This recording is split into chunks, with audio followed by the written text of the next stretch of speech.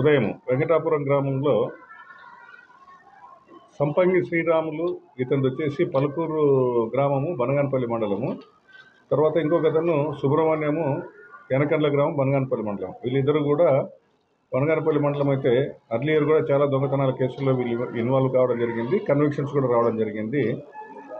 ఒక 3 నెలల క్రితము జలదుర్గం పోలీస్ స్టేషన్ పరిధిలో దొంగతనం చేసిన ఆ దొంగ సొత్తుతో వాటిని అమ్ముకోవాలన్న ఉద్దేశంతో నంద్యాల కానీ ఆలగడ్డ కానీ వచ్చి అమ్ముకోవాలన్న ఉద్దేశంతో మన హైవే మీదుగా వెంకటాపల్లి గ్రామానికి వచ్చి ఆ వెంకటాపల్లి గ్రామంలో హైవే పక్కనే ఉన్న వెంకటాపల్లి గ్రామంలో ఒక లాక్డ్ హౌస్ ఉంటే ఆ లాక్డ్ హౌస్ ఎవరిదంటే ఈ పల్లపు నాగాంజనేయులు అని చెప్పేసి అని అతని భార్య ఉదయం పొలం పనులకు పోతూ లాక్ చేసుకోవడం జరిగింది. ఇతని గ్రామంలో వేరే పెద్ద మనుషులతో పాటు మాట్లాడుకుంటూ కరెక్ట్గా ఇంటికి వచ్చే సమయంలో ఒక 2 వ్యక్తులు వాళ్ళ ఇంట్లో నుంచి తచ్చాడుకుంటూ అనుమానాస్పదంగా వస్తే పరిగెత్తుకుంటూ వస్తే ఈ నాగాంజనేయులు, అంతేకాకుండా కురుకుందుల నరేష్, కుందూరి లక్ష్మిరెడ్డి, కుందూరి వెంకటేశ్వర రెడ్డి వీళ్ళందరూ నలుగురు కలిసి వాళ్ళతో పెనుగులాడడం జరిగింది, పట్టుకోవాలని చెప్పేసి అనుమానంతో.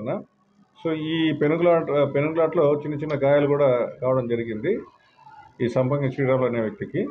మోటార్ సైకిల్ ఏదైతే ఉందో ఆ మోటార్ సైకిల్లో, దొంగతనానికి వచ్చిన మోటార్ సైకిల్లో ఈ సుబ్రహ్మణ్యం అనేవాడు ఎనకండ్ల గ్రామానికి సంబంధించిన దొంగ ఇతను ఆ ఇంటి నేరస్థలం దగ్గర నుంచి పారిపోవడం జరిగింది.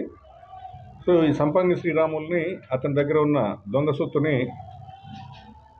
నాగాంజనేయులు ఫిర్యాదు మేరకు పోలీస్ స్టేషన్కి రాగా పంచాయతీదారుల సమక్షంలో ఈ వస్తువులన్నీ కూడా స్వాధీనం చేసుకోవడం జరిగింది.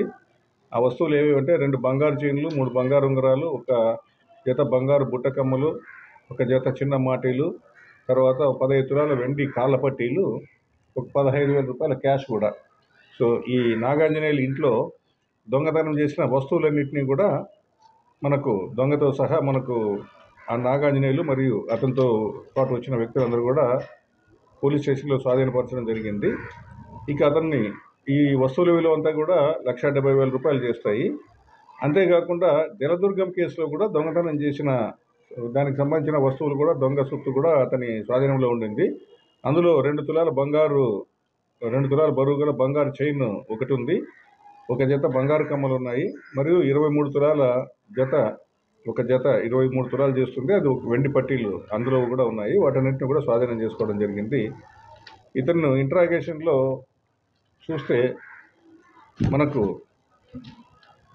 కేవలం మన నంద్యాల సరౌండింగ్సే కాకుండా మన ఎరుస్టోయిల్ కర్నూలు డిస్ట్రిక్ట్ ఏదైతే ఉందో మన కర్నూలు జిల్లాలోనే ఈ ఓరోకల్లు, తర్వాత అచ్చంపేట, బేదంచెర్ల, నందివర్గము, అంతేకాకుండా తుని ఎక్కడో ఇప్పుడు ఈస్ట్ గోదావరిలో ఉంటుంది తుని. మన చుట్టుపక్కల ఉన్న జిల్లాలే కాకుండా ఈ అచ్చంపేట అనేది ఇంటర్ స్టేట్ అయిపోతుంది. అంటే స్టేట్ కూడా తెలంగాణ స్టేట్ అయిపోయింది, ఇంతకుముందు ఒకే స్టేట్ ఉన్నప్పటికీ కూడా. అట్లా కేవలం మన సరౌండింగ్సే కాకుండా బయట కూడా, అంటే మన నోటీస్లో ఉన్న దొంగతనాలు ఇవి. ఇంకా ఇతన్ని మనము జ్యుడిషియల్ కస్టడీకి పంపించిన తర్వాత మరి పోలీస్ కస్టడీకి తీసుకోవడం జరుగుతుంది. తర్వాత కూడా తరోగా ఇన్వెస్టిగేషన్ చేయడం జరుగుతుంది. ఇంకా ఏదైనా నేరాల్లో ఇతను పాల్గొనడం లేదనేది ఫర్దర్ ఇంట్రాగేషన్లో తెలుస్తుంది.